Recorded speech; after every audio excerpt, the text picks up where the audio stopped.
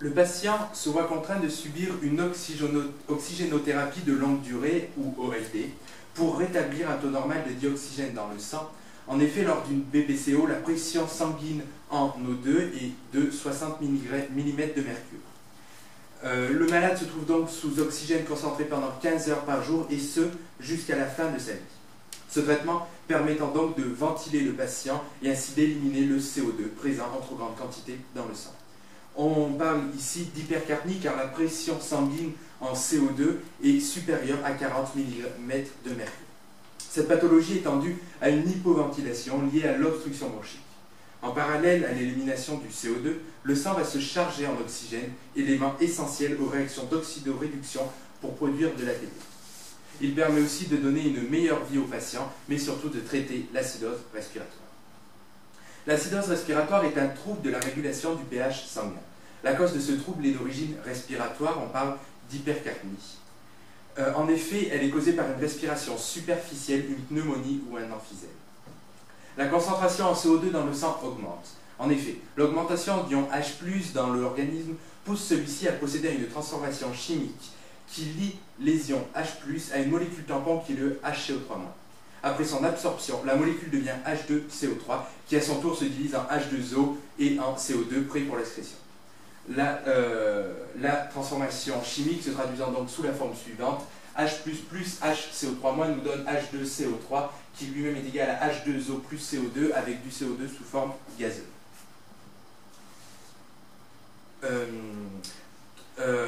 Dans le sang, et elle est alors transformée par une réaction chimique. Le CO2 plus H2O va redevenir H++ HCO3- pour des raisons de stabilité, ce qui va entraîner une baisse du pH sanguin. Il devient alors pathologique, c'est-à-dire inférieur à 7,38.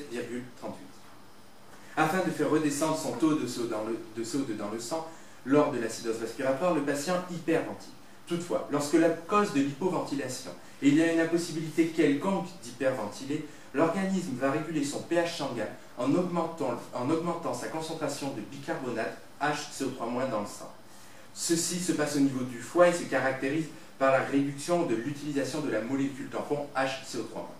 En effet, il privilégie l'excrétion azotée sous forme de glutamine plutôt que sous forme d'urée.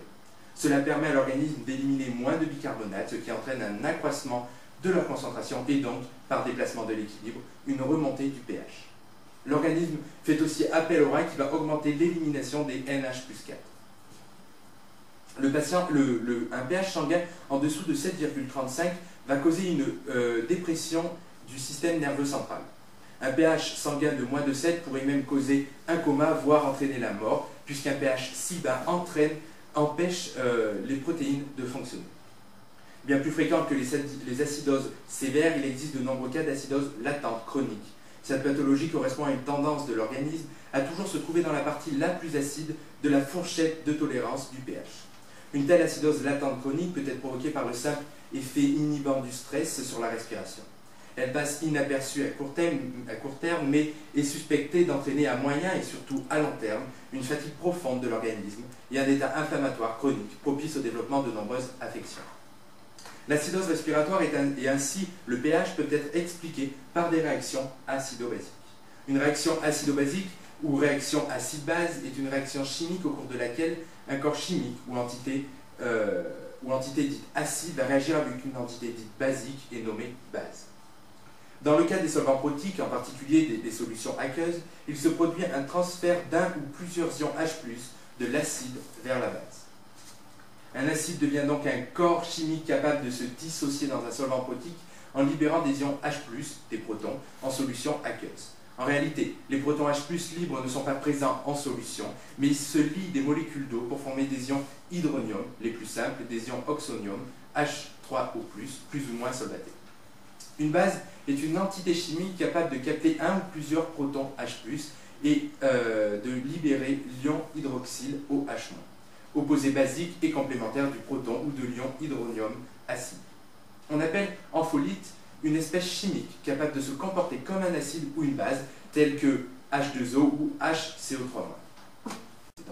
Dans notre cas, il y a un rappel en haut de l'équation. Quels sont les couples acide-base? Eh bien, on a un ion hydrogénocarbonate, HCO3-, qui est est un acide et l'ion carbonate, sa base conjuguée CO3 2-. Ensuite, on trouve aussi l'ion oxonium, H3O+, avec sa base H2O. Et enfin, l'eau, qui lui aussi peut être un acide, H2O, avec pour base un ion hydroxyle.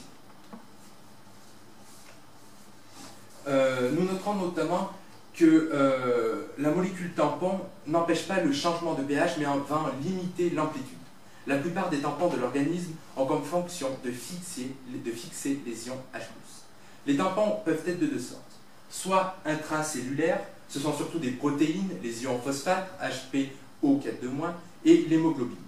Le tamponnement des ions H+, par l'hémoglobine libère dans le globule rouge un ion HCO3- qui va gagner le plasma, ce qui se caractérise par un échange avec du Cl-. Il y a aussi des tampons extracellulaires, ce sont des bicarbonates produits par le métabolisme du CO2 qui constituent le système tampon extracellulaire le plus important.